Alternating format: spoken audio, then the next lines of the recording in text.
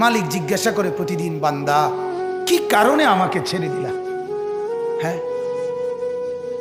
রাত 12টা বাজে তুমি ঘুমায় গেলা, মা ঘুমায় গেল, বাপ ঘুমায় গেল, বিবিও ঘুমায় গেছে, পাড়া পড়শি ঘুমায় গেছে। আল্লাহ বলেন, আমি তো ঘুমাই নাই বান্দা, আমিও তো ঘুমাই নাই। সারাদিনে আমিও তো জগৎটা পরিচালনা করছি, তবুও তো আমার কোনো ক্লান্তি নাই, আমি তো ঘুমাই নাই। কেন ঘুমাই নাই জানো বান্দা? রাতের 2টা বাজে যদি তোমার পেশাব করতে হয়, রাতের 3টা বাজে যদি তোমার দরজা খুলতে হয়, তখন যদি তোমাকে উঠতে হয়, আর আমি যদি ঘুমায় যাই বান্দা, তোমারে চোখ মেলে দিবে কে?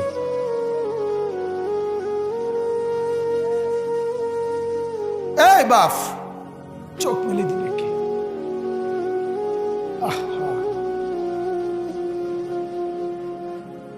আল্লাহ আমাদেরকে মাফ করে। কোরআনুল কারীমের মধ্যে আল্লাহ তাআলা বলছে, ওয়া হুয়াল্লাযী ইয়াতাওয়াফফাকুম বিল-লাইল।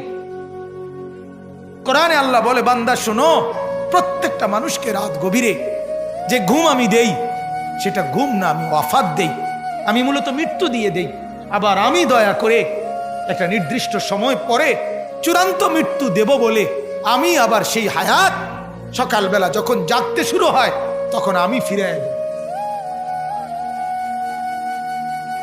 আল্লাহ। এমনও মানুষ আছে পৃথিবীতে, রাত্রিবেলা ঘুমাইছিল ভালো মানুষ, সকালবেলা আর জাগে নাই। আমার একজন দূরসম্পর্কীয় চাচা আছে, প্রফেসর ছিলেন, ভালো মানুষ ছিলেন, রাত্রিবেলা জলজ্জান্ত মানুষ ঘুমাইছে, সকালবেলা আর দরজা খুলে দেখছে ওই মানুষটা জীবিত ছিল না, মারা গেছে। হতে পারে না? হতে পারে কিনা বলেন না? তাইলে বছরের পর বছর, মাসের পর মাস, এই বাপ, বাহিরের কারো চিন্তা করে বাদ দেন। আপনারা যারা বসছেন, আপনাকে বলছি, আপনি কষ্ট করে বসছেন, রাতের 12টা বাজে, রাতের 12টা বাজে, এত কষ্ট করে বসছেন, বিনিময়ে একটু ভাবেন, একটু ভাবেন, অনুরোধ আমার, একটু ভাবেন। আজ মাঝে মাঝে মন চায় আল্লাহর বান্দা মুসলমানদেরকে বুকে জড়ায় ধরে কাঁদি যে বাপ, কেন এত ভুল করছেন? আল্লাহকে কেন এত নারাজ করছেন? যার বিবি বেপর্দা, আপনি আল্লাহকে কত পরিমাণ নারাজ করাচ্ছেন। যার স্ত্রী, যার মেয়ে বেপর্দা, আপনি আল্লাহকে কি পরিমাণ নারাজ করছেন বলেন? এক কুকুর মরলে, লাশ ফেলে রাখলে যেই দুর্গন্ধ ছড়ায়, সেই দুর্গন্ধে অল্প কিছু মানুষের কষ্ট হয় কিছুক্ষণ, কিন্তু এক নারী বেপর্দা হাঁটলে যে যুবকগুলোর চরিত্র নষ্ট হয়, সেই নারী এক মরা লাশওয়ালা কুত্তার চাইতেও বেশি দুর্গন্ধ ছড়ায়। কুকুরের দুর্গন্ধ এত বেশি ছড়ায় না, বেপর্দা নারীর দুর্গন্ধ যে পরিমাণ ছড়ায়। সে তো শত শত যুবক তার চরিত্র শেষ করে দিছে। এই সিনেমার নায়িকা নর্তকীরা উলঙ্গ আর ছবি আর বিবস্ত্র ছবি আর নাচ গানের এই ফুর্তি দেখিয়ে এরা হাজারো যুবকের চরিত্র গঠন করে না নষ্ট করে?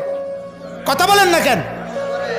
এজন্য আমার শায়েখ আল্লামা মুফতি মুশতাকুর নবী সাহেব বলে, হাজারো মানুষের জীবন নষ্ট করে যে, এজন্য তার জীবনে কখনো সুখ ধরা দেয় না।